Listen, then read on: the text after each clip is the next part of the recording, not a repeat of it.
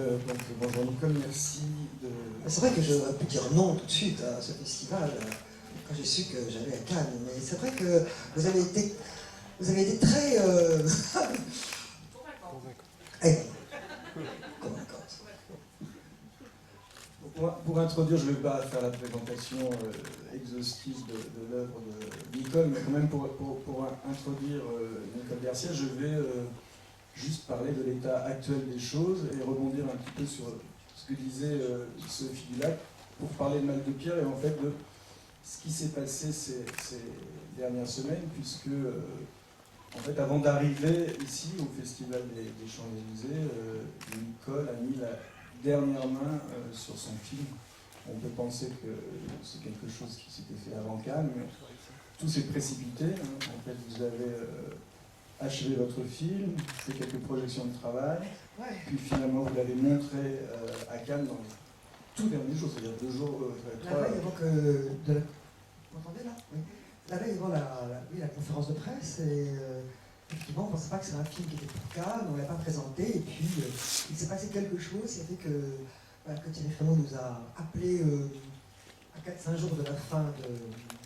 De la fin de... La sélection. Hein? À la fin de la sélection. De la sélection, voilà. Je suis fatigué, hein, heureusement que Laurent m'a expliqué que j'étais fatigué. Et donc on a quand même montré, parce qu'on ne peut pas résister aux sirènes de Cannes, et puis on a été sélectionné, et c'était une très grande joie, une très très très grande joie.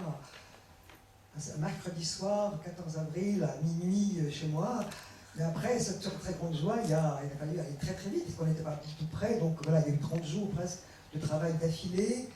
Et la pression de Cannes, et voilà. Et puis au retour, il a fallu finir quand même ce qu'on n'avait pas terminé pour Cannes. Donc voilà, je disais tout ça pour dire que je suis un peu fatigué.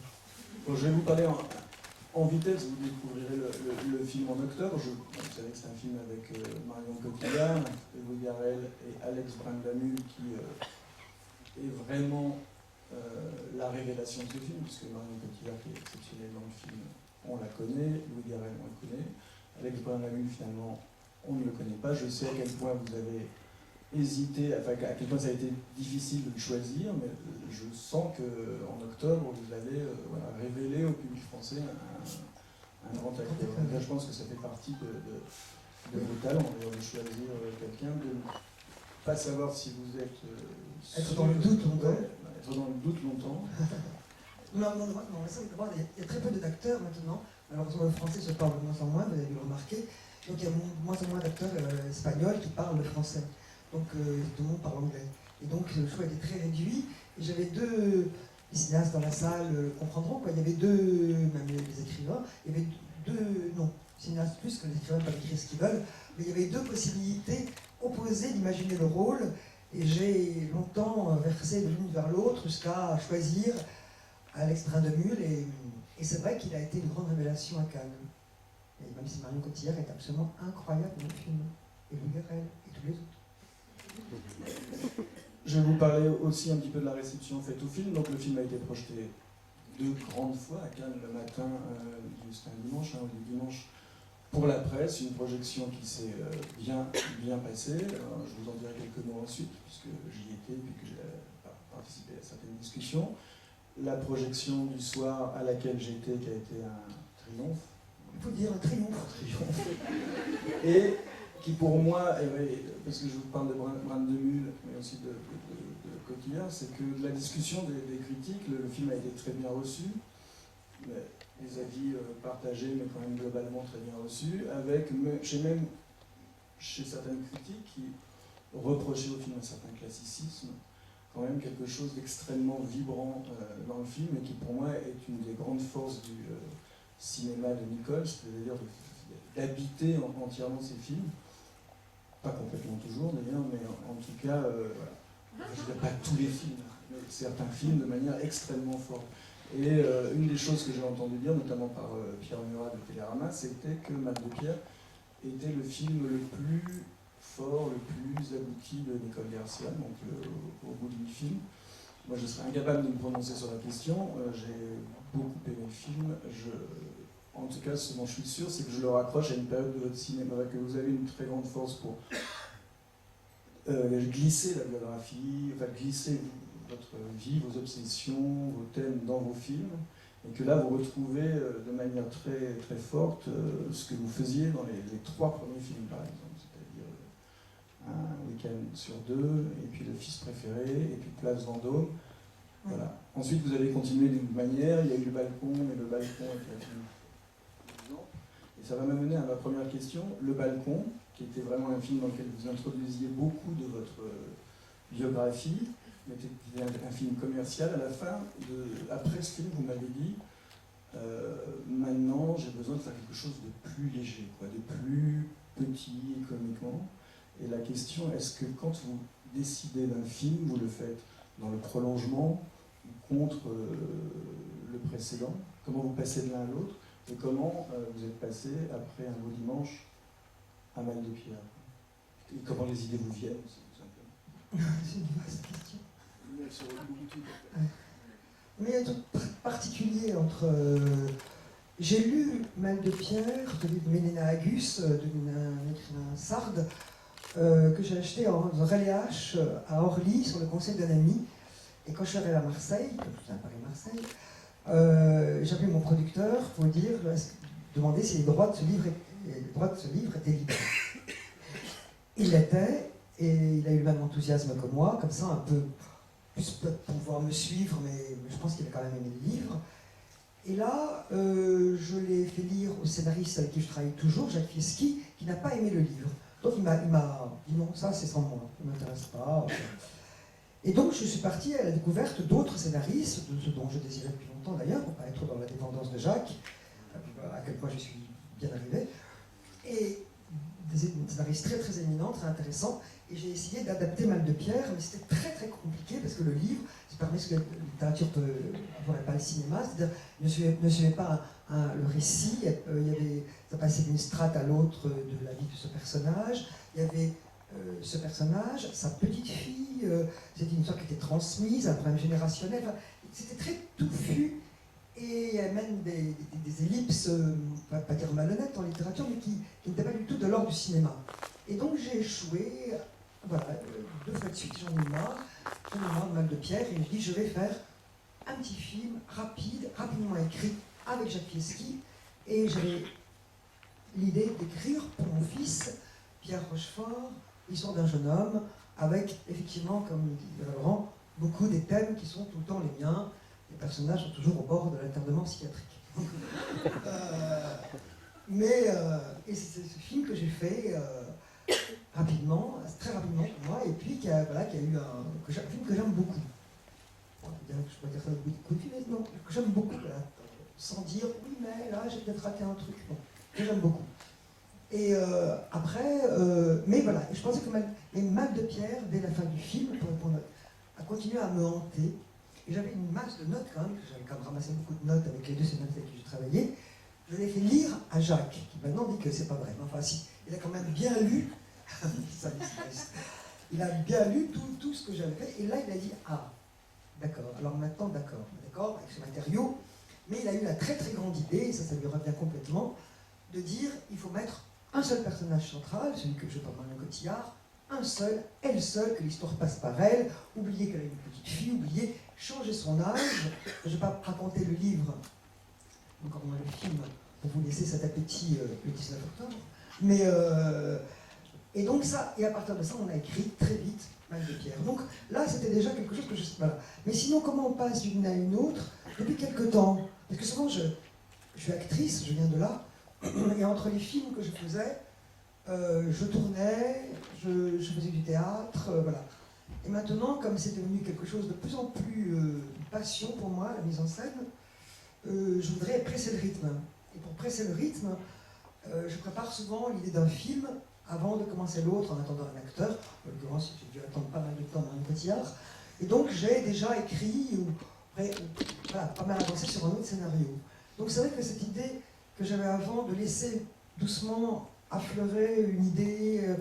Moi, j'avais l'impression qu'avant, je faisais une sorte de pelote toute seule, parce que je ne suis pas littéraire, donc j'ai besoin de l'autre, du dialogue, de parler le jeu, de parler les dialogues, et c'est Jacques qui écrit, et commence une version d'une scène, qui me la renvoie, je la corrige, et enfin, c'est ce va-et-vient-là qui est mon mode d'écriture avec lui. Mais avant de le rencontrer, je fais une pelote comme ça à moi d'une histoire, quoi. Il n'y a pas tout, mais il y a déjà quand même le fond même de l'histoire est là, le rôti, le rôle de l'histoire. On peut se dire le rôle de l'histoire, Philippe? Non. L'histoire, quoi. Le socle. Voilà. Et après, je mets ça en discussion avec Jacques, et après, on écrit un scénario. Voilà. Donc, voilà, pour l'instant, j'ai pas... Et c'est vrai que je suis étonnée, je suis très étonnée par rapport à Madame de Pierre, parfois même ça me fait rire toute seule, de voir qu'avec un roman, qui est un roman écrit par quelqu'un d'autre, en Sardaigne, et que j'adapte en France, il puisse avoir autant de choses qui me sont, je ne vais pas en faire le catalogue devant vous, mais qui me sont aussi personnelles dans cette histoire, qui se passe entre les années 50 et 67, puisque c'est 17 ans de la vie d'une femme. Mais je pense que c'est ça que j'ai dû sentir sans l'analyser en lisant le livre. Puisqu'en fait, ça raconte comment l'imaginaire peut sauver de l'effondrement. On pourrait résumer Mal de Pierre comme ça, non? Vous écoutez pas là? Si, j'écoutais. Je me souviens d'une fois où je vous avais posé cette question, c'est pas la question d'où viennent vos idées, vous m'aviez répondu, la volonté n'intervient peu, en fait. Et vous m'avez pas cité Truffaut, disant on ne découvre le motif de son film qu'au moment de la projection de la copie zéro. Vous n'en êtes pas à la projection de la copie zéro, mais presque. C'est vrai. Donc est-ce que maintenant vous commencez à distinguer? Est-ce que vous l'avez distingué avant? Est-ce que... Ah oui, là c'était tellement évident, tellement gros, tellement énorme que je l'ai vu. Mais je l'ai vu tard, je l'ai vu dans les premières projections de montage. Oui, Truffaut disait que on fait un film, on bricole une histoire, on bricole, on fait des personnages, on pense qu'on est dans une création voilà, qui a une source, c'est sûr, mais on ne sait pas, et que tout d'un coup, à la première copie, ça nous vient vous taper dans l'œil le petit motif de la fresque, la petite chose qui en fait explique toute cette machine qu'on met autour. Voilà. Mais on peut dire que dans Mal de Pierre, il y a plus qu'un petit. On va regarder un premier extrait, qui est un extrait du balcon. Voilà, et ensuite on continue la conversation. On est en train de revisiter le passé, et que par ailleurs ça me fait penser qu'à un moment, et du coup je ne sais pas si je l'ai vu ou pas, mais il y a évidemment beaucoup de personnages de père dans vos films, et dans le balcon. Et vous vouliez dédier Mal de Pierre à votre père, vous l'avez fait ou pas en fait? Non. Mais même celui-là, chaque fois je dis je vais mettre à mon père, et puis à chaque fois je me dis non, pas de sentiment, il ne faut pas exposer son histoire.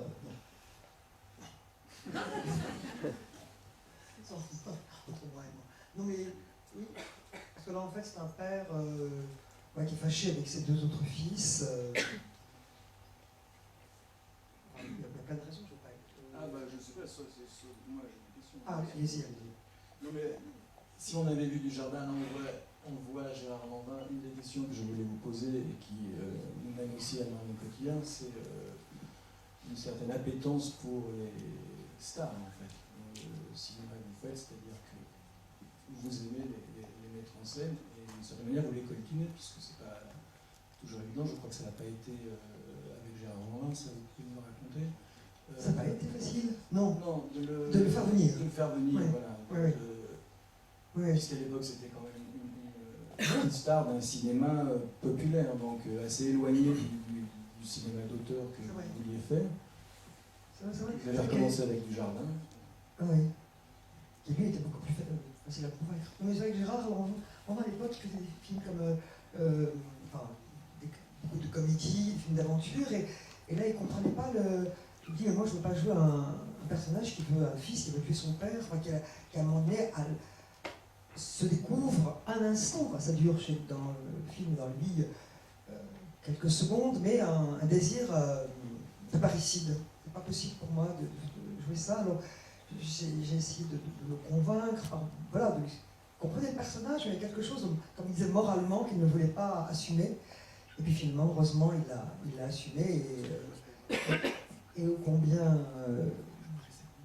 fortement, quoi, et magnifiquement. Et il avait remporté cette année-là le César du meilleur rôle, et qu'il n'a pas non plus voulu aller chercher, mais bon, c'était notre histoire.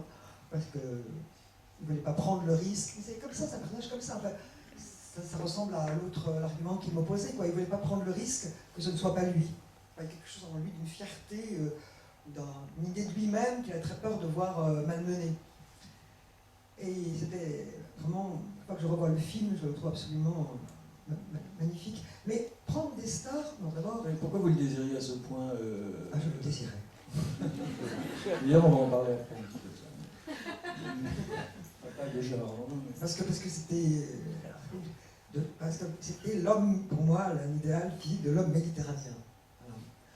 Il était beau, enfin beau, brun, la peau ça allait, il portait le costume sombre et la chemise blanche comme personne. Donc lui comme ça, sur la parmi des Anglais, déserts, c'était extraordinaire. Il est tout le temps extraordinaire à filmer, quoi. Il y avait quelque chose en lui d'un regard, un regard, en plus il n'est pas... C'est beau chez Gérard, c'est qu'il n'y avait pas de morgue, quoi. On sentait qu'il était extrêmement bien pour ce personnage. Il est beau sans savoir qu'il était beau. Il y avait une fragilité en lui, comme ça, un doute. C'était ça qui était merveilleux pour ce personnage. Et on ne trouvait pas de titre pour ce film. On avait souvent mon problème de ne pas avoir de titre. Et un jour, je suis allée avec l'affichiste. Et le titre était très mauvais pour retrouver. Et il m'a dit, écoute, on va regarder le film. Et je suis sûr que le titre est dans le film. Et c'est vrai qu'à un moment donné, il est accusé par ses autres frères et il dit, vous voulez savoir ce qu'il a fait dimanche, le fils préféré? Et voilà, on avait le titre. Mais pourquoi la star? Pourquoi la star? Pourquoi la star? C'est à moi de vous poser la question. Je réfléchis. Non, parce que c'est une question qu'on m'a posée, surtout que je me suis posée, dans quelle excitation ça peut me mettre? Érotique, non. Mais non. Mais d'abord, dans mon premier film, voilà, j'ai été, c'est comme un vaccin aussi. Hein. Dans mon premier film, un week-end sur deux, je fais un court-métrage qui était sans star, naturellement. C'est un producteur Alain Sard, et je cherchais une actrice qui était au centre du film, et je courais beaucoup, vous avez peut-être c'est une star, mais enfin, elle était plus trop star à ce moment-là, elle était un peu nulle part.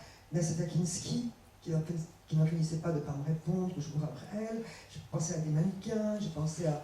Et Alain Sard, mon producteur, un jour m'a dit, bon, ça suffit maintenant, des errances, tu vas prendre Nathalie Baye. Et Nathalie Baye, pour moi, elle était le contraire du personnage. Au contraire, je cherchais un personnage qui était une sorte de Marilyn Monroe, quoi. On la verrait avec 2 enfants, on dit, attention, les enfants sont en danger. Quelque chose comme ça, quoi. Quelqu'un qui n'avait rien de maternant, quelqu'un de dangereux pour l'enfant, une sorte de Gloria. Gloria, hein. Voilà. Et en plus, Nathalie Baye, c'était quelqu'un comme une consoeur du conservatoire. Consoeur du conservatoire, une collègue. Consoeur, c'est quand on travaille. Enfin bref, c'est quelqu'un avec qui j'étais au conservatoire. Et c'était quelqu'un qui m'était si proche que je ne pouvais pas peut-être la fantasmer. Voilà. Et donc j'ai commencé à travailler avec elle en me disant, et d'ailleurs elle se souvient maintenant que à début de chaque scène, elle me disait, ne sois pas pratique, parce que c'est vrai qu'elle, Nathalie, quand elle s'occupait de l'enfant dans le film, des 2 enfants, quand une manche était retournée, elle la retournait bien, parce qu'elle est ça dans la vie, elle est très, voilà, elle a quelque chose de très, très soigneux, de très... Alors je l'obligeais à laisser tomber les manches retournées, de ne pas être...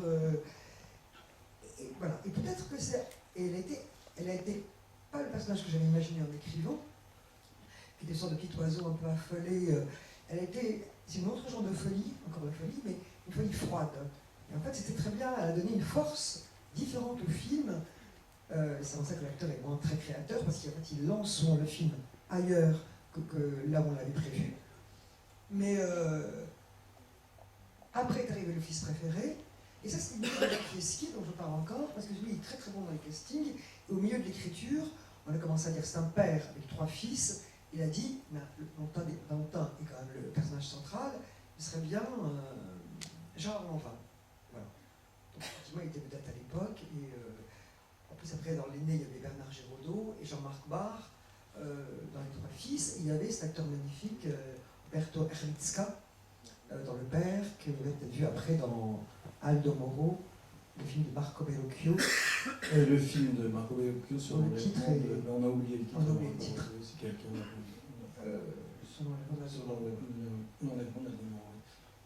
Et donc après, peut-être que le pli... Alors après, je suis allée vraiment vers la grande star Catherine Deneuve. Mais Catherine Deneuve, justement, je ne dis pas que c'est un goût personnel, enfin, je ne me défausse pas par mon goût de la star, mais un jour on me téléphone, ce fameux mercredi où sortent les films, on a tellement peur, quoi, tellement peur que le désir du public ne soit pas là, enfin, tellement peur de ne pas être choisi, aimé, élu. Et à 16h, le téléphone sonne, et c'est Catherine Deneuve qui avait vu le film à 14h à l'UGC Odéon, et qui me dit c'est un film magnifique. Je ne sais pas ce qui m'arrivait, tant je l'avais croisé, mais bon, ça m'a fait un effet incroyable, et je crois qu'elle a semé une graine ce jour-là, d'ailleurs. Et je dis, je vais écrire un film pour elle, pour la remercier de ce coup de téléphone, peut-être. Et puis, bon, avec elle, donc, j'ai goûté à la star, avec tout ce que ça peut avoir de merveilleux, et quand même un peu parfois de difficile. Mais cette difficulté, elle venait aussi, si j'ai bien compris, du fait que vous étiez vous-même à ce moment-là à la fois une grande actrice et une réalisatrice, non pas débutante, mais enfin une réalisatrice pas si expérimentée que ça. Par ailleurs, n'ayant pas véritablement de formation de cinéaste autre que celle que vous avez acquise en avançant. Et une de vos techniques, enfin, c'est d'aller sur le plateau et en fait de jouer tous les rôles. On en parlait l'autre soir, donc de jouer tous les rôles vous-même, de les jouer même en écrivant. Donc en fait, vous avez une espèce de possession de chaque personnage, de chaque rôle, qui vous conduit parfois à montrer, à dire à l'acteur. Moi, je le jouerais comme ça, ou je ne sais pas comment vous faites. En tout cas, dites comment vous faites, mais en tout cas, quand vous êtes confronté avec des gens comme Catherine Deneuve, qui eux sont aussi en possession de leur... ça peut provoquer parfois des... Oui, c'est vrai que je montre, quoi. Je montre beaucoup, parce que c'est vrai que j'ai eu le temps d'abord de l'écrire, après de travailler la mise en scène, donc quand je suis face à l'acteur ou à l'actrice, mais je ne montre pas avec les mots. Je n'emploie jamais je ne parle pas des répliques, je réplique, j'utilise même si ça doit être... j'utilise une sorte de geste qui pour moi dit, dans une attitude, par exemple, Gérard Lanvin, que vous avez tout à l'heure, il est arrivé, très beau, toujours très beau, avec un manteau pour la première scène, et naturellement un manteau sombre, donc il avait naturellement relevé le col et mis les mains dans les poches. C'était vraiment le lover extraordinaire. Et jalonnant le personnage, il a le col rabaissé, les mains hors des poches. Il est paumé, c'est un personnage égaré, un personnage qui ne va pas bien. Donc, rien que de dire ça à un acteur qui le capte bien, parce que les grands acteurs captent tout de suite quelque chose comme ça, il a compris beaucoup de choses. C'était pas quelqu'un de constitué, de narcissique comme ça. Donc, mais pour revenir à ce que tout à l'heure sur les stars, je pense aussi que c'est comme on prend un objet de désir de tous, avec une star. Donc on s'appuie quand même sur les désirs des autres et on le détourne. Quoi. Souvent, je vais faire aux acteurs des choses qu'ils n'avaient pas faites avant. Donc je pense que c'est un mouvement de création, mais à partir et avec un filet, quoi. Avec des gens, c'est ça qui peut être l'amusement pour moi, de faire... Et puis bon, je dis que moi, je montre les choses et les acteurs après, Marion par exemple, je pense que peut-être la différence d'âge entre elle et moi, qui était moindre que celle que j'avais avec Catherine. Et Catherine, me voyant beaucoup montrer, a dit, mais enfin, ce rôle-là, quand elle a eu le prix d'interprétation pour Place en eau à Venise, elle l'a dit, et je chantais bien quand même, c'est un renvoi de... Elle a dit une chose qui m'a vraiment énervé. Elle a dit, je remercie Nicole Garcia de m'avoir donné un rôle qu'elle aurait pu jouer. Donc, tout me revenait de... Sur le plateau aussi, vous avez un jour sur le plateau... Ah oui, à la fin de la première semaine, elle voulait partir même. Enfin, elle voulait partir.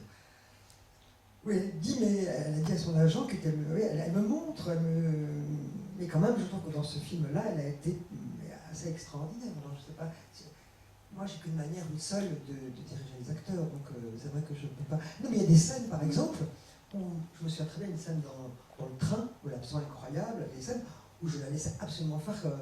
voilà, il y a des scènes où on intervient. Moi, je trouve qu'elle intervient pas mal avec les acteurs pendant les 2 premières semaines de tournage. Et puis après, un acteur prend cette note, qu'on pense être vraiment la note du personnage, et après on laisse aller, et c'est même la récompense pour mettre en scène. J'ai quand même cité une phrase qu'elle vous a dite qui, pour moi, je trouvais assez forte sur justement ce rapport, c'est si vous savez si bien le faire que ça, faites-le vous-même. Quand vous lui montriez Ah oui. au début du tournage de Place Vendôme. Non, je ne me souviens pas, ça, je préfère C'est vous qui me l'avez dit. Ah oui. On va regarder une scène de Un voyage sur deux. Un week-end sur deux, pardon. On va regarder une scène... Autre chose. Non. Je pense que ça va être bien. Cette scène. Peut-être oui, qu'il y a eu cette... Oui, que cette chose me paraît plus faux que ce que j'avais fait pour cette scène pour arriver à filmer une femme qui ose dire à un homme c'est fini. Peut-être que c'est comme ça de moi deux, trois choses qui étaient difficiles pour moi, donc elle pense que j'ai fait le film pour que ça semble facile parfois de pouvoir dire à quelqu'un c'est fini. Passons. Non, mais enfin, il y a aussi, ça intervient aussi à un moment de votre carrière où vous faites du cinéma aussi pour prendre votre place, enfin, parce que toutes les femmes dans vos héroïnes sont quand même des femmes qui d'une certaine manière subissent une forme de violence émotionnelle ou une violence des hommes, quoi, et que vous sauvez par la fiction et à qui vous redonnez une place par vos films, et vous êtes rentrée quand même voilà, comme ça dans le milieu du cinéma comme réalisatrice en vous imposant dans ce milieu qui n'est pas forcément si accueillant. Et ce que vous m'avez dit une fois, et que je trouve intéressant même par rapport à Mal de Pierre, parce que il y a encore chez vous toujours une volonté de construire un récit, de le charpenter, et vous me disiez que le cinéma, quand vous avez commencé, comme réalisatrice, c'était important d'avoir une histoire parce que c'était votre passeport pour la réalisation, parce que peut-être vous n'étiez pas, vous sentiez pas légitime à d'autres endroits de la réalisation, que donc il fallait des histoires Bah oui, je ne sentais pas d'idée comme un féministe, donc je disais, maintenant il y a beaucoup d'acteurs qui veulent faire des films, ça leur semble plus légitime ou plus facile ce passage que ça me paraissait à ce moment-là. Et donc, d'ailleurs, j'avais fait un court-métrage, et puis après, qui a bien remporté un certain succès, mais pour faire un long-métrage, je me disais, il faut que je fasse un scénario excellent. Il faut qu'il y ait cette histoire, que les caractères soient approfondis. Voilà, j'aurais pas eu le courage, ni l'audace, ni la légitimité d'aller comme voilà, avec trois feuillets, disant avec ça, un producteur pouvait voir l'histoire, on peut voir, voilà, c'était mon passeport effectivement pour oser me dire que je pouvais devenir être cinéaste, voilà, enfin, faire un film. Et ce film, à l'origine, s'appelait Quelques jours dans la vie de Romy Schneider. Oui. Et ça parlait pour vous aussi de quelque chose d'un peu, non pas tragique, mais enfin douloureux. Enfin, oui. Dans Romy Schneider, oui, tragique, dans la condition de l'actrice qui s'offre, qui se donne et qui se brûle. Quoi. Oui, parce que peut-être la religion qui avait raison de remarquer que je faisais dire à une femme à la fin du film, à un homme c'est fini, mais il y a des choses sur l'actrice, c'est vrai, je vais l'appeler Quelques jours dans la vie de Romy Schneider, parce que voilà, Romy Schneider était morte, brûlée comme ça par sa vie, toutes sortes de vies privées, par sa vie d'actrice aussi. Et le personnage de Nathalie Baye dans le film commençait par une actrice qui travaille moins, voilà, avec déjà quelque chose comme une déchéance, enfin, une difficulté de splendeur et misère, et on voyait son agent, elle commence une scène avec son agent qui doit retirer son chéquier, on va retirer son chéquier, et elle doit faire une prestation pour le Rotary Club à Vichy, alors que ses enfants dont elle est séparée doivent venir ce week-end-là. Et donc le film commence comme ça, il faut qu'elle aille faire ce ménage, ce cacheton au Rotary Club à Vichy, et donc elle amène ses enfants. Donc on voyait bien ce qu'il y a dans la vie d'une actrice, quelque chose où, voilà, qui est là, et puis qui n'est plus là. Enfin, la précarité, l'angoisse, tout ce qu'il y a d'anxiogène dans le statut même des acteurs en général. Quoi. Il faut rester objet de désir toujours, et on est un peu, ça infantilise tout le monde, parce que voilà, on dépend toujours du désir de l'autre. Oui, vous êtes passé en partie à la réalisation pour vous libérer un peu. Non. Si, un peu, non. C'est-à-dire que vous disiez être trop dans la séduction, peut-être, Ah oui, en tant qu'actrice, Ça, voilà, et que d'une certaine manière, vous vous libériez un peu de... Enfin, je sais pas Ah si oui, vous- mais c'est comme un bénéfice secondaire. Je ne me suis pas rendu compte, je me suis pas dit, tiens, je vais faire ça, parce que ça me... C'est vrai que je suis dans la séduction énormément, j'étais très... C'est pour ça que j'ai été actrice, comme beaucoup d'acteurs, hein, pour forcer un peu le regard des autres sur vous, donc avec un besoin d'être regardé qui manque un jour, on va rentrer dans tout. Bon, mais tout ça, et puis une fois qu'on a usé ça beaucoup, je pense que voilà, je travaillais beaucoup, donc j'avais pas une frustration, mais je sentais toujours quand même, que même en étant demandée, en étant une actrice très favorisée, il y avait cette... voilà, tout reposait tout le temps sur cette séduction, voilà, qui est toujours, il y a toujours cette donnée, voilà, qui n'était pas une pérennité absolue, qui était un peu... Bref. Mais je ne me suis pas dit, oh là là, qu'est-ce que je vais faire pour essayer d'éviter ça? Parce que ça, j'étais un jour chez moi, j'avais loué une maison sur l'Atlantique, je venais de rompre avec quelqu'un, j'ai mis du temps à dire ce fameux c'est fini, mais enfin là j'étais arrivée, et puis j'étais, voilà, et je dis tiens, ces photos, cette maison, je vais filmer mon petit garçon dedans, qui a 4 ans, donc c'est venu de manière absolument, autant que j'ai été actrice par vocation, autant être metteur en scène, c'est venu à partir de ces photos. Alors souvent c'était souvent comme les chemins, comme les rivières souterraines, quoi, elles sont très longtemps souterraines et inconnues de soi jusqu'à l'éruption, mais et là, mais je pense que si j'avais pas eu ce problème de séduction, j'aurais été metteur en scène depuis bien longtemps, et ça c'est vraiment dommage. J'aurais pu avoir une filmographie beaucoup plus longue, de commencer par être metteur en scène, enfin bon, c'était pas mon choix. Mais je sais pas, alors moi je n'ai pas du tout la maîtrise du temps, donc je ne sais pas, on va vous passer le micro assez vite. Je voudrais, j'aurais encore d'autres questions, mais je voudrais juste rebondir un petit peu sur cette idée de ce thème de la séduction. Parce que l'autre soir, j'ai repensé à, vous avez eu un petit échange avec Louis Garrel que j'ai trouvé... Mais énervé. Voilà, il vous a énervé, mais après c'était pas inintéressant parce que je me suis posé, donc vraiment, grosso modo, il y a eu un échange qui a d'ailleurs commencé à Cannes entre Louis Garrel et Nicole sur le fait que Nicole avait beaucoup douté avant de m'engager. Or, Louis Garrel dans le film, c'est quand même l'objet de désir. Vous avez, quand vous étiez actrice, voilà, pour vous c'était important de sentir le désir du réalisateur. Est-ce que vous auriez supporté, parce que lui, donc, il a fait tout ce petit sketch que vous n'avez pas trouvé forcément très drôle au jour, mais qui n'était pas inintéressant. Mais est-ce que vous, à l'époque, si un réalisateur vous avez confronté de la même manière à ce doute, c'est-à-dire que, parce que là vous étiez une femme qui regardait un homme qui était l'objet de désir, et donc lui, vous lui renvoyiez en permanence le fait que vous, je ne vais pas dire ne le désiriez pas, mais ne le vouliez pas forcément, quoi. Donc est-ce que pour vous ça aurait été facile à vivre? Mais parce que tous les acteurs vivent ça, Louis arrive maintenant à un statut où quand on le veut, on l'attend peut-être avec impatience qu'ils nous disent oui. Donc là, il était étonné de voir que il savait que j'en voyais d'autres, je voyais d'autres acteurs, enfin qu'il était... voilà, c'est ça, je crois qu'il a dit maintenant, qu'il a voulu oublier, enfin qu'il a oublié quand je l'ai choisi, mais il est ressorti maintenant. Voilà. Donc ça, mais non, moi, en tout cas, ça existe chez vous, ça, parce que par exemple, le brin de mule, je veux dire, il est vraiment ce qui vous a convaincu à la fin, c'est que vous vouliez que Marion Cotillard, qu'on comprenne, qu'on ressente physiquement, viscéralement, le désir possible, en tout cas, de Marion Cotillard pour cet homme, quoi, qu'il y ait quelque chose... oui, d'heureux pour elle, à la fin. Oui, et de physique aussi, physique. Je veux dire que ce ne soit pas juste... Oui. Oui. Et donc ça passait par cette dimension-là aussi. En fait. Vous aviez besoin de sentir que c'était quelqu'un qui vous plaisait pas. Oui.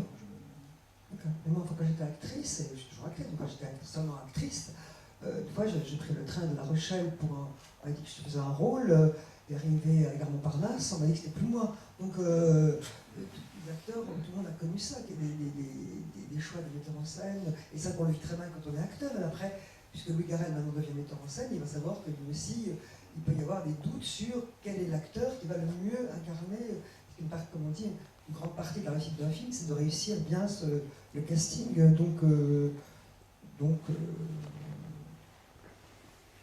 voilà.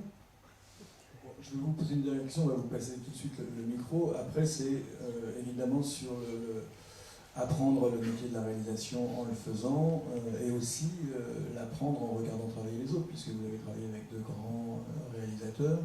Je pense que, je vous l'ai déjà demandé plusieurs fois, mais René, ça a été important en fait Oui. de travailler. Même René était beaucoup plus important pour moi que je le crois dans mon désir de metteur en scène. Je pense que c'est un désir,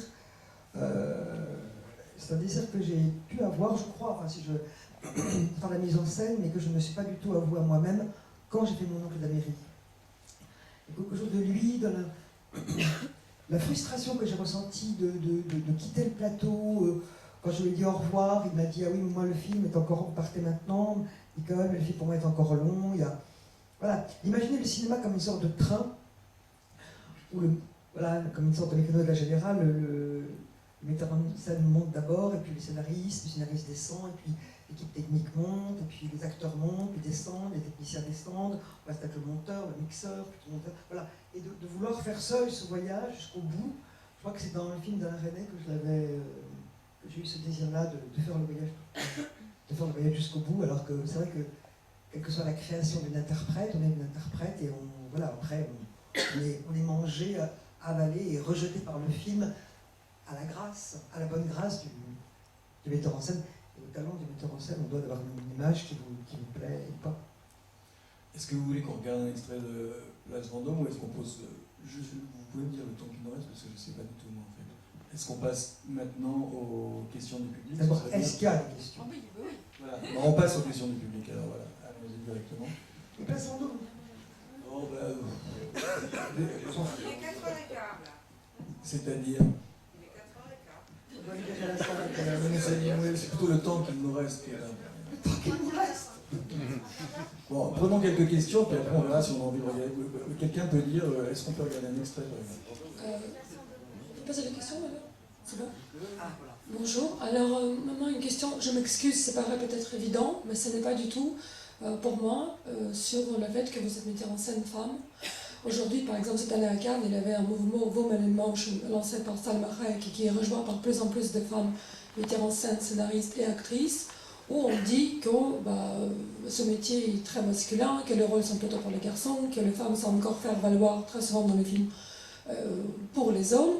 Est-ce que vous trouvez qu'en tant que metteur en scène femme, c'est plus dur de monter le film? Voilà. Est-ce que c'est plus dur ou pas du tout? Vous vous sentez parfaitement égal, mais si vous étiez homme? Merci. Je ne suis pas très bien placée pour répondre parce que quand j'ai voulu faire un film, j'étais déjà une actrice qui avait une certaine notoriété. Donc, peut-être, comme c'est vrai toujours maintenant, un acteur qui a une notoriété, les producteurs sont. Enfin, après, il doit être jugé sur le scénario et tout ça, mais il y a quand même une facilité, même en pensant de même manière à la promotion. Après, à tout, il y a quelque chose qui nous favorise. Donc, voilà, après. Mais je pense quand même que le nombre de femmes, et pas que des actrices qui veulent faire des films maintenant, je crois toujours à ce passeport qu'est le scénario. Je crois beaucoup à ça, moi je dirais, c'est le seul conseil que je pourrais donner jamais à quelqu'un, c'est de faire confiance à l'histoire qu'on propose. Voilà, et donc, non, je n'ai pas l'impression que ce soit, et de moins en moins, heureusement qu'on va dans une bonne évolution, il n'y a pas de distinction comme ça entre un scénario de femme ou d'homme, comme je déteste qu'on parle du cinéma de femme ou du cinéma d'homme, voilà, du cinéma c'est tout, et puis voilà. Mais quand vous avez commencé, c'était un métier extrêmement masculin, non? Oui, c'est ça, c'est pour ça que je réponds que peut-être aurais-je eu plus de mal si j'avais pas cette... voilà, je ne me connaissais pas comme actrice, oui, c'était très... Oui, c'est vrai, c'était très masculin. J'étais la nièce Varvaille, non, non. Qui y avait d'autres? Il y Non, avait je ne sais pas si Christine c'était Pascal. Ah, Christine Pascal, absolument, avant. Oui. Et Christine Pascal, mais que les gens dans la salle qui savent qu'il y avait Brigitte Rouen aussi, qui avait fait un film, juste avant moi, Outre-mer. Oui, mais il y en avait quand même quelques-unes. Il y en avait quand même. Hein? Claire Denis, Denis, voilà. Diane Curie. Hein? Diane Curie. Diane Curie. Oui, non, mais il y avait des femmes, c'est sûr. Mais parce que Il n'avait pas encore aux États-Unis, je pense. C'est-à-dire, la profession la plus désirée pour les femmes, c'est dans la production. Maintenant, il y en a plus de femmes auteurs aux États-Unis. Il y en avait très peu à l'époque. Il y en a toujours beaucoup moins que dans la production. Elle choisit sa production. C'est vrai qu'il y a un mouvement qui prend de l'ampleur aux États-Unis. Parce que même Gina Davis a une fondation pour vraiment. Pour soutenir le cinéma. Ouais, pour soutenir le cinéma des femmes et surtout lutter contre une forme de discrimination contre les femmes à Hollywood et dans le cinéma américain. Et ça prend de l'ampleur. Les Streep et ça se sont vraiment bougés. Une autre question?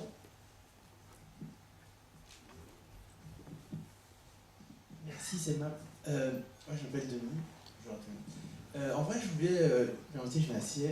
voulais vous parler de votre film Un beau dimanche, je crois ça. Un après-midi, un dimanche, c'est vrai. J'ai oublié le titre. Un beau dimanche. Un beau dimanche, merci Laurent. Et en vrai, j'ai beaucoup aimé votre film, parce que je trouve que c'est très bien écrit. C'est bien filmé. Il y a un scénario qui n'est pas suffisant à lui-même, c'est très important, c'est très rare. Bien sûr, un rôle taillé sur mesure pour votre fils, qui est complètement investi dans le rôle. Et ma question, je vais vous la poser, mais avant, je vais juste faire une petite parenthèse. C'est la première fois que je viens à ce festival. C'est dire à plein de gens que je les aime. Sophie Le Tourneur, que son film La Vie Orange est un film magnifique, qui est un grand tournant dans le cinéma français. Et dire bien sûr à Alexandre Aja que son film Deuxième sous-sol, c'est un film magnifique, c'est une personne adorable. Et bien sûr Abel Ferrara pour l'Angélien, etc. Et la question c'est, est-ce que vous avez pris pour le rôle protagoniste qui est joué par Louise Bourgoin, est-ce que vous avez pris volontairement une actrice finalement qui n'est pas une actrice? Oh là là, je ne vous laisse pas dire ça alors. Louise Bourgoin, c'est une très très très bonne actrice qui va surprendre. Je suis pas d'accord, je suis pas du tout d'accord. Ah ouais, d'accord, mais moi j'avoue que c'est super. Parce que citer n'est pas sans savoir qu'il y a des actrices qui ont des grandes formations d'actrices, et on voit tout de suite qu'elle c'est pas une comédienne. Oh non. Et justement, c'est ce qui fait le cachet, et je connais très très bien les actrices, et je peux vous dire que même si dans Elle m'en sait que machin, elle crame l'écran, elle n'est pas dans votre film à sa place, et il y a un décalage peut-être volontaire. Donc vous ne m'avez pas du tout... Alors, ça veut dire que j'ai raté beaucoup alors. Moi, Complètement, ouais, certainement. Ouais. Non, mais ça je ne doute pas, moi j'ai pas vu le reste de votre travail, mais dans Un beau dimanche, ça, il y a tout ce que j'aime, tout ce que j'aime pas dans votre autres films, j'aime dans ce film-là. Parce qu'il y a un truc très important, c'est qu'il y a une très bonne métrique. C'est-à-dire que le rythme, ça n'existe pas, c'est un leurre. Ce qui est important dans le cinéma, c'est la métrique. C'est-à-dire que Mal, c'est un électrocardiogramme à plat, et trop speed, c'est des Jeanne d'Arc de Besson, c'est-à-dire qu'on s'emmerde parce qu'il y a des pics, c'est du cinéma bipolaire. Dans votre film, Un beau dimanche, il y a donc une très bonne métrique, mais peut-être vous êtes comme plein de gens, comme plein d'artistes, des génies inconscients, comme Richard Kolinka, comme plein de gens comme ça. Donc, je crois que c'est ça, en conclusion. Je pense que vous avez fait un film inconsciemment génial qui devrait être montré dans les écoles de cinéma. Voilà. Bah, merci beaucoup. Allez, je l'ai pas trouvé. Est-ce que vous pouvez développer sur Richard Kolinka? Il y a Dominique Sandla dans ce film qui est génial. Une autre question en même temps?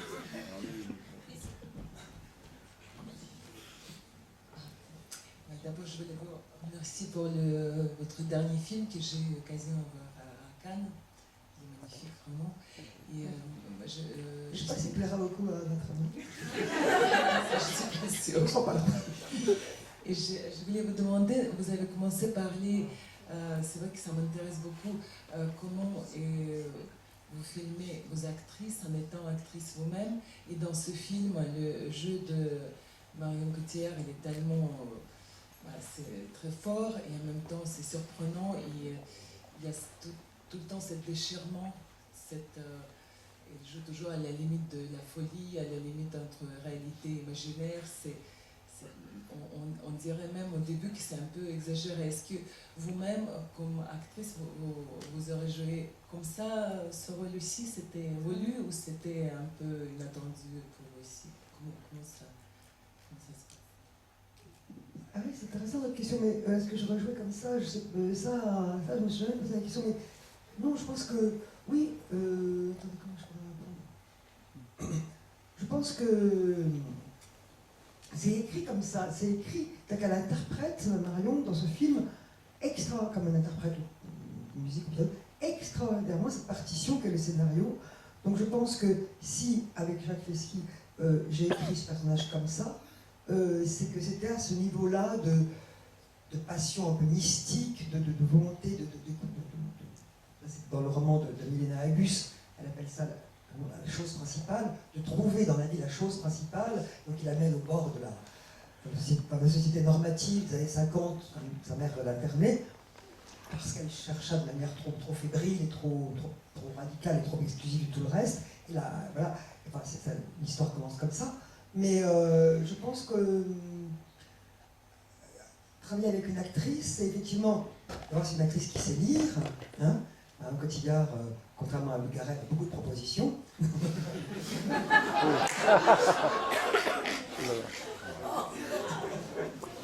Et donc, si elle dit nord-américaine et tout ça, et donc si elle dit je vais jouer ça, c'est qu'elle sait qu'elle a en elle tout ce qu'il faut pour jouer ça. Et moi je savais qu'elle l'avait en elle. Quelque chose un peu qui va entre le sexuel, en même temps quelque chose de mystique, donc les deux ensemble, animal et mystique, pas ça, ce qui raconte, ce qui fait mal de pierre. Elle savait qu'elle l'avait en elle et qu'elle. Voilà. Et parfois c'est magnifique quand on est une actrice, je sais l'avoir vécu, quand tu lis à quelque chose et que tu sais qu'il y a là ce que tu attendais. Et à partir de là, il y a son intelligence du jeu, ce qu'elle propose, comment je propose d'aller plus loin, et puis voilà, comment je la filme, et puis je pense que la direction d'acteur, elle est déjà dans les scènes qu'on propose, le travail sur le plateau, et après même les mois de montage, parce qu'on fait comme un grand ami, quoi. On enlève ce qui est moyen, on garde une sorte de... j'aime, quoi, le mieux, voilà, et puis et moi-même, et je crois que quand un acteur est grand dans un film, il lance le film plus loin que le film lui-même, quoi, c'est ce qu'elle fait dans le film, hein. Elle le lance, oui, mais même à quel point, il y a quelques scènes comme ça où je me rendais compte qu'elle était très bien, mais je l'ai vraiment découverte moi-même au montage, quoi, à quel point, voilà, et pourtant elle a l'air, elle est très engagée sur le plateau, après elle disparaît très vite, mais sur le plateau, je pense que, voilà, j'ai toujours qu'il faut être 3 pour une grande performance, c'est un peu, c'est pas un mot intéressant, mais il faut être 3, quoi. Il y a le personnage, le metteur en scène et l'actrice, quoi. Moi, il faut dire l'actrice, le personnage, l'actrice et le metteur en scène. Et c'est à 3 qu'on fait un grand caractère. Aussi. À quel moment elle vous a surpris? Parce que vous avez finalement assez peu eu l'occasion de travailler avec elle, parce que pas du tout. Oui, dans le phénomène des stars aujourd'hui, c'est aussi que c'est de moins en moins disponible, en fait. Oui. On l'a vu, ben ça a encore empiré. Enfin, moi, je garde le souvenir assez traumatisant de voir le film de Terry Gilliam où il raconte son Don Quichotte, qui a été une catastrophe. Et parmi les choses qui lui sont impossibles, c'est simplement de joindre au téléphone Johnny Depp pour lui parler du rôle. Voilà, donc maintenant, c'est effectivement comme ça. Il faut passer par des agents. Puis on la rencontre au moment des costumes. Mais moi, ça ne me gêne pas, parce que je crois au risque du plateau. Non, mais parce qu'elle se prête à tout, Marion. Avec les Dardannes, elle avait répété 5 semaines à Liège. Elle répété 5 semaines à Liège, ça va être difficile. Mais c'était leur contrat, voilà, elle a fait ça. Mais moi, elle a bien senti, et elle était contente de son frère là-dedans, que ça m'était égal de ne pas répéter. Même je préfère, c'est pas du théâtre, pour moi, le cinéma, c'est ça une grande différence, on ne répète pas. Il y a quelque chose qui est sur le risque du moment, voilà, on se lance.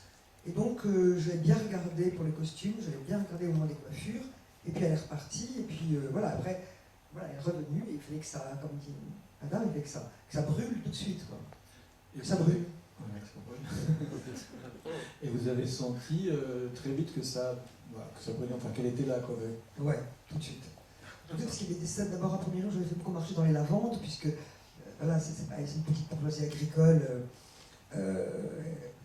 Ses parents ont une propriété, voilà, des paysans qui cultivent les lavandes, donc je l'avais marché beaucoup le premier jour. Mais dès le deuxième jour, il y a une scène entre sa mère et elle assez violente, et là j'ai vu qu'elle a une capacité à se mettre en émotion incroyablement incandescente, rapide. Il me semble que rien n'est là, la prise n'a pas commencé, et puis, mais je suis sûre qu'elle elle se prépare, et puis elle aussi par rapport à l'écrit, elle a un petit carnet, un petit cahier, et de temps en temps elle part toute seule, elle le consulte, elle demande à son assistante, elle regarde, j'ai jamais su ce qu'elle avait écrit sur ce petit cahier, et voilà, je ne sais pas quelle marche personnage elle s'est racontée, où elle en est, voilà. Et moi aussi j'ai un petit cahier aussi, ouais, toutes les deux un petit cahier, mais moi c'est un cahier avec des dessins, parce que j'ai des dessins, des scènes, et je montre à personne, même pas à des collaborateurs proches comme le chef opérateur Myriam, mais tantôt je le consulte pour voir si je suis bien dans tout ce que j'ai préparé, donc voilà. On était des filles à cahier. Je propose qu'on regarde un extrait de Platon. Vous voulez pas qu'on regarde un extrait de Platon Dôme avant de qu'on en parle? Une question, puis on verra. Par ailleurs, vous savez ça que son prochain, elle va tourner avec des Pléchins. Oui, malheureusement. Non, mais c'est assez étrange. Des Pléchins avec Amalric, Charlotte Gainsbourg et Marion Cotillard. Ça va être... Ah oui, ça m'énerve. Bonjour. Et Louis Garrel. Est-ce que je pose quand même ma Malheureusement. question? Est-ce que je peux poser quand même ma question? Elle sera rapide. En fait, je voulais savoir au moment de l'écriture si vous pensiez déjà à Marion Cotillard. Oui. Oui. Très vite. Pour le coup, très vite.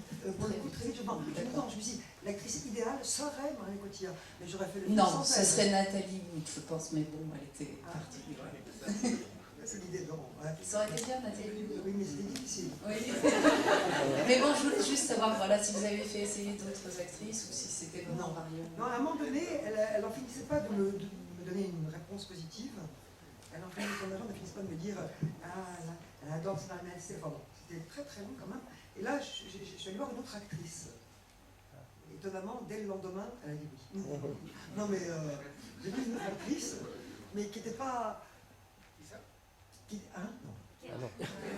qui était, non, que j'aime beaucoup, mais qui était trop jeune pour le rôle, parce que le rôle va de. Elle a l'air d'avoir quel âge au début du film? Vous écoutez pas ce que je vous dis. Elle a l'air d'avoir quel âge au début du film? Voilà. Elle va jusqu'à 40. Donc, il n'y a pas beaucoup d'actrices. Enfin, il faut un certain âge de l'actrice pour pouvoir faire ce chemin-là en étant crédible à tous les âges. Et elle a un visage qui permet ça. Merci. Mais c'est intéressant ce que vous parliez de Nathalie Wood, parce que sur l'idée d'écrire pour quelqu'un, le week-end sur deux, vous l'avez écrit en partie pour Marilyn Monroe, non? Il y avait un... Oui, c'est vrai. Non. Non, ça... Vous l'avez écrit pour Marilyn Monroe. Oui. Non, mais oui. Mais c'est intéressant, non, mais ça, c'est intéressant parce que c'était... Mais c'est vrai, je l'ai dit tout à l'heure. Marilyn Monroe. Oui, non. Elle sautait, vous avez dit? Non, ça je n'ai pas dit. Ah non, mais c'était ça, donc je voulais... C'était écrire avec un... C'est un conseil de Claude Sautet qui m'avait dit, puisque tu vas écrire... Ah, ça, ce qui est vrai en tout cas, c'est que les metteurs en scène avec qui on a tourné, les hommes, n'aiment pas beaucoup vous voir faire du film. Alain René, il n'a pas aimé beaucoup me voir faire du film, je suis sûre.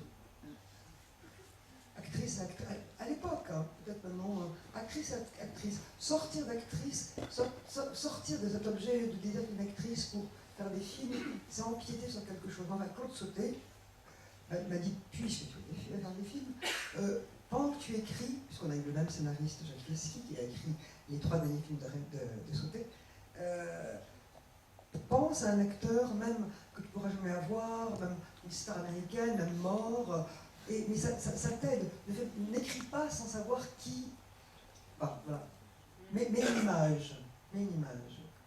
Donc c'est vrai que Marilyn Monroe m'avait guidé pour un thème sur le. Et que je cherchais, voilà. Vous êtes là quand même très loin de Marilyn Monroe dans son de type féminin, quoi. Par ailleurs, à propos de Nathalie Wood, l'autre soir, on a regardé Mal de Pierre dans le cadre du Festival des Champs-Élysées, précédé de 2 scènes de La fièvre dans le sang avec Nathalie Wood. Je vous conseille de faire l'expérience. Vraiment, vous comprendrez beaucoup sur les influences de Nicole, qui est une grande admiratrice d'Elia Kazan, et vous verrez comment les 2 films, enfin en tout cas le personnage de Nathalie Wood et celui de Marion Cotillard communiquent. Vous voulez qu'on regarde ou pas cet extrait de... Oui. Oh, alors.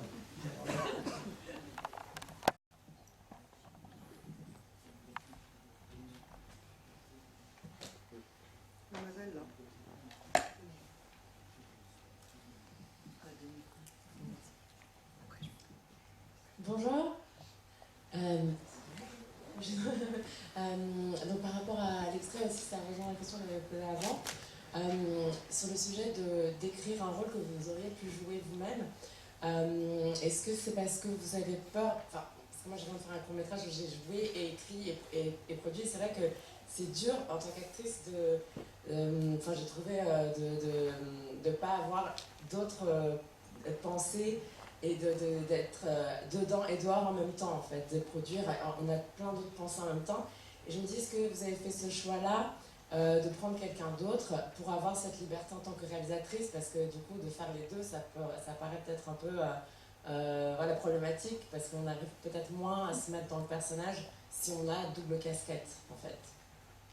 Oui, mais moi c'est une simple question d'énergie, quoi. Je ne sais pas du tout pour moi la même énergie, celle de l'actrice et celle du metteur en scène. J'aurais aimé des grands exemples pourtant, hein, des grands exemples qui font les deux. Mais moi je crois que même quand Laurent disait est-ce que j'ai appris des choses des metteurs en scène avec qui j'ai tourné avant comme peut-être mais à mon insu, parce que quand je suis actrice, je connais beaucoup d'actrices, Nathalie Baye par exemple, qui sait très bien quand elle tourne les focales où elle est. Alors que moi, je ne sais rien. Quand je tourne, c'est une sorte de bulle où toute l'énergie est de garder l'imaginaire du personnage et ce qui se passe autour de moi est assez lointain.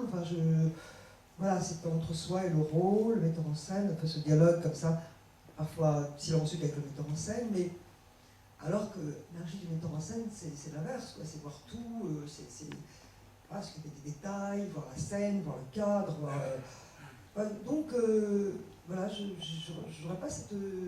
J'aurais pourtant aimé m'écrire un jour le rôle que j'ai jamais eu, mais je sais pas si ce serait une violence pour moi. Et puis, même vivre pendant aussi longtemps du montage face à mon image tout le temps, je suis pas sûre que je serais la meilleure monteuse pour moi, quoi. Je sais pas, il y aurait des doublements bizarres qui ne m'a jamais tenté.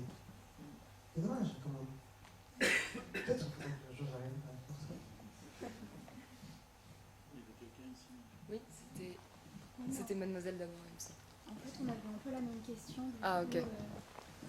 Mais en fait, je vous remercie, mais du coup, vous aviez un petit peu la même question.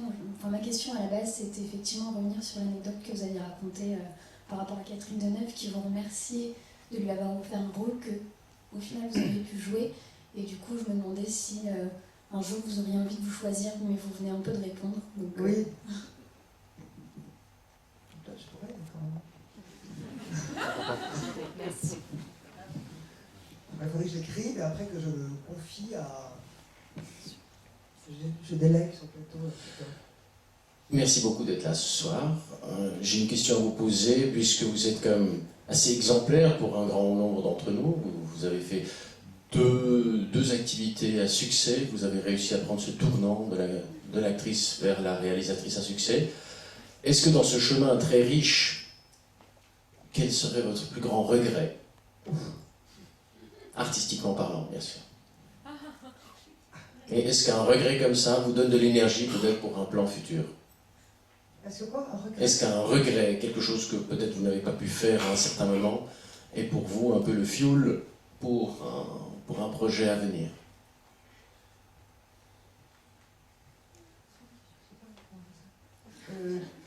Est-ce que vous avez des films que vous n'avez pas fait ou des choses... Voilà, des films que vous n'avez pas fait, ou des comédiens que vous n'avez pas obtenus pour un film, ou des droits sur un scénario que vous auriez bien aimé faire, et vous vous dites si seulement j'aurais pu le faire. Ah oui.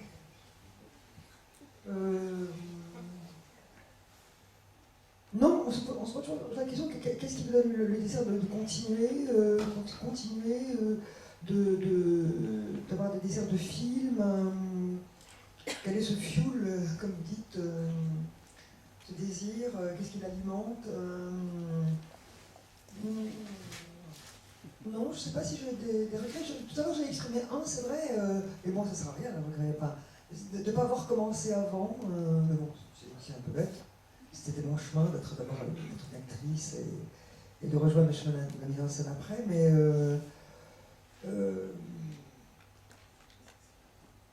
non, mais je vais réfléchir. Donc une femme comblée. Merci beaucoup. Ouh là. Et vous n'avez jamais pensé à la... Parce que peu de gens savent que vous avez commencé par être une comédienne comique. Pas d'extrait, j'espère. Oh non, non, non. Oh non, non. Si. Non, non, c'est pas vrai. Je fais un petit truc qu'on me ressort parfois et je rougis. Ah ouais, c'est quoi? Non, c'est rien, c'est rien. Non, mais donc vous avez commencé en comédie, quoi, au moment du conservatoire. Oui, oui. Oui, j'étais très drôle.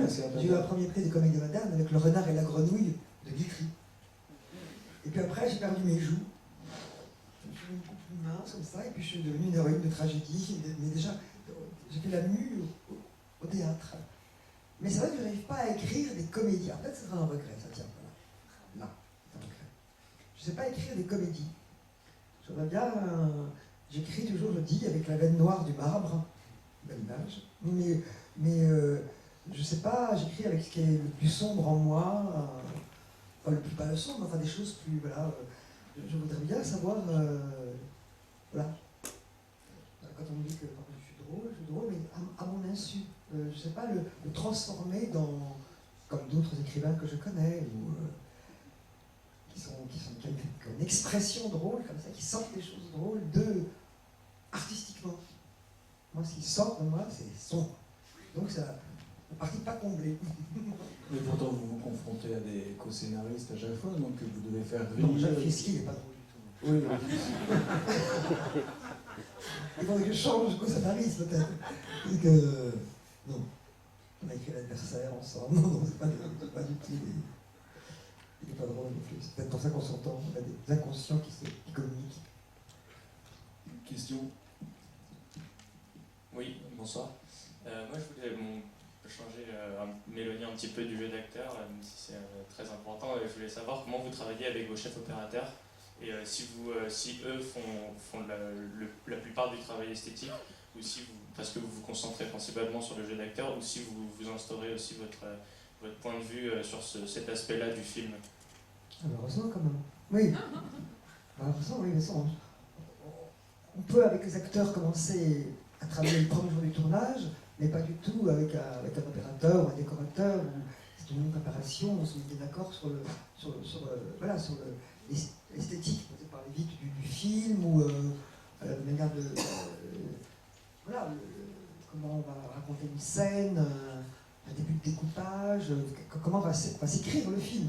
Voilà, l'écriture du film, on l'a fait seul d'abord, c'est une préparation, ouais, et puis après avec l'opérateur, j'ai eu de la chance, de Pierre, j'ai toujours beaucoup de chance avec tous les opérateurs avec qui j'ai travaillé, des grands opérateurs, le dernier, la première que je travaillais, c'était Christophe Bocarde, avec qui j'ai très bien travaillé, et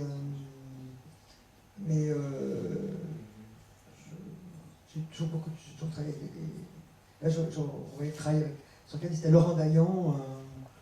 Et pour mon premier film, j'ai eu la chance d'avoir Willy Lubchansky, qui est mort maintenant, mais qui était un merveilleux, un très très grand chef opérateur de Godard, d'Olivette. Enfin, j'ai eu beaucoup de chance de pouvoir à chaque fois faire alliance avec les grands chefs-op, comme on dit.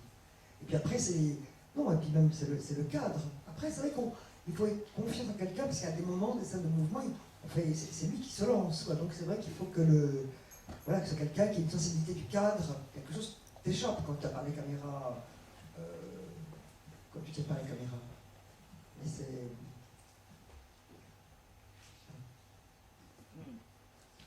Peut-être une dernière... Ah oui, je sais pas, moi une question là. Il y en a une ici et il y en a une là-bas.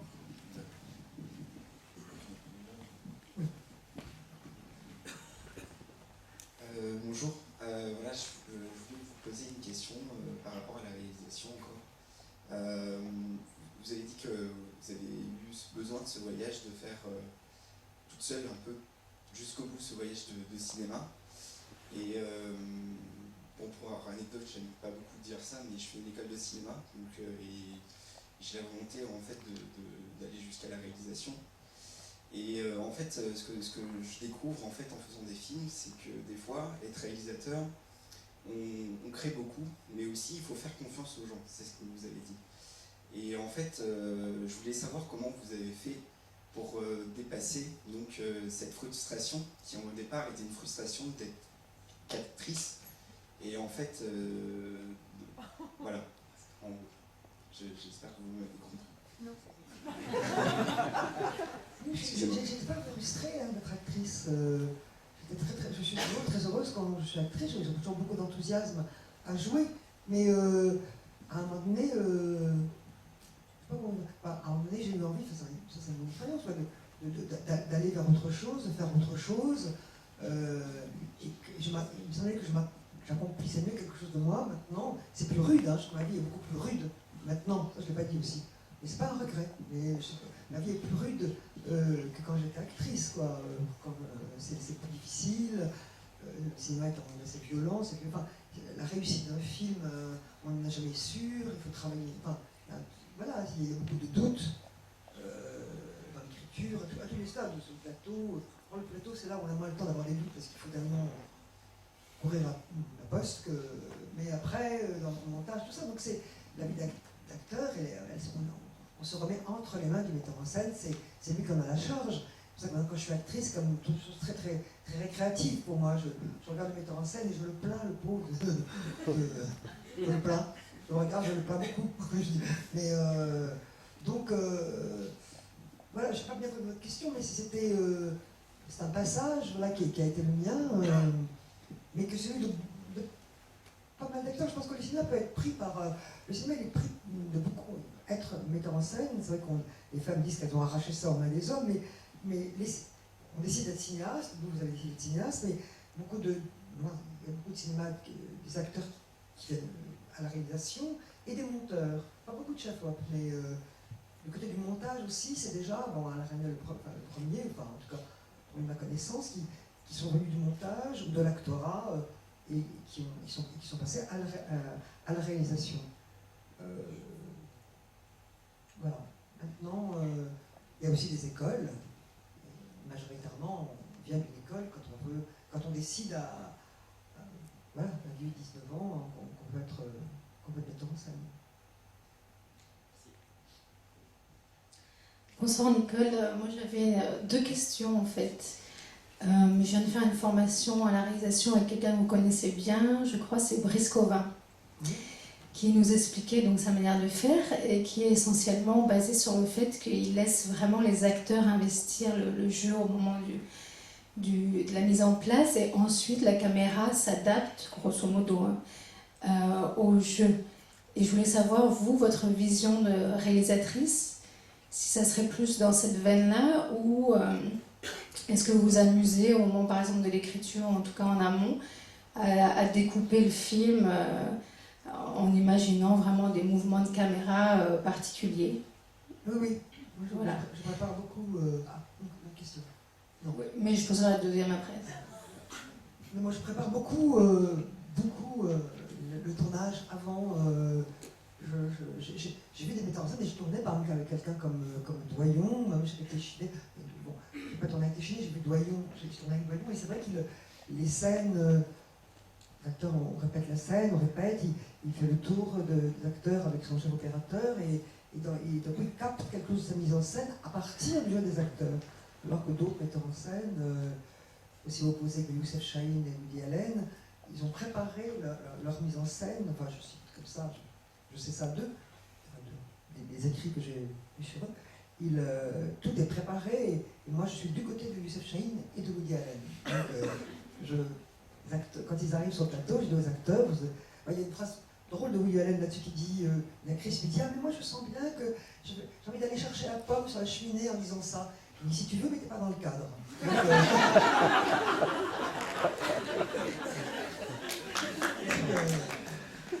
Donc, tout est prêt, préparé, travaillé avant et voilà, je me rangerai plutôt dans cette catégorie-là.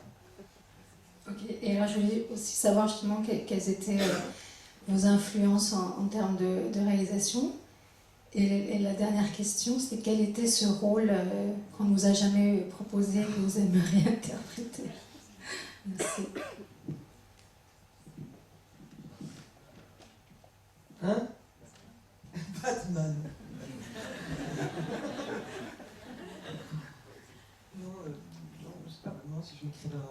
pas, peut-être que les rôles que rêvés, par exemple, c'est le rôle de Thomas de Pierre, ça c'est un rôle rêvé pour une actrice. Parce qu'elle a exprimé tout un. C'est un spectre d'état d'âme, tous les états d'une femme, quoi, tous les états possibles. Mais moi, il faudrait que je sois un rôle adapté à mon âge.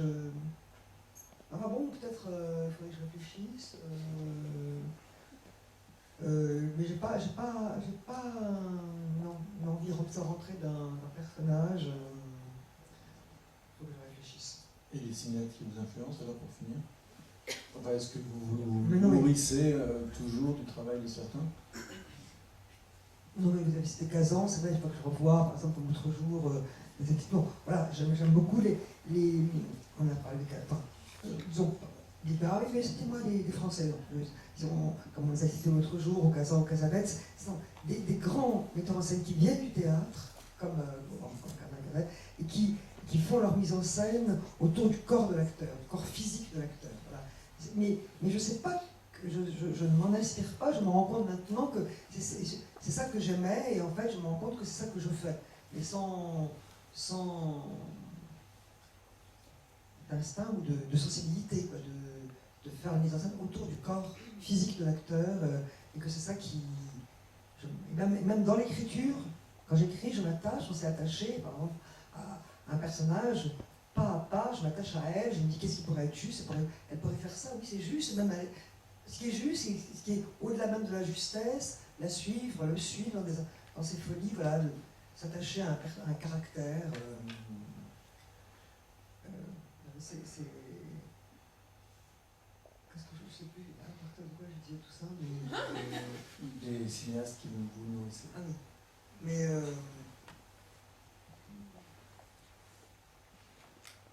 voilà, c'est peut-être ceux qui font corps avec l'acteur et qui en font le centre de la force de leur mise en scène. Et puis aussi ceux qui racontent les metteurs en scène des sentiments. Voilà, merci beaucoup. Voilà. Merci.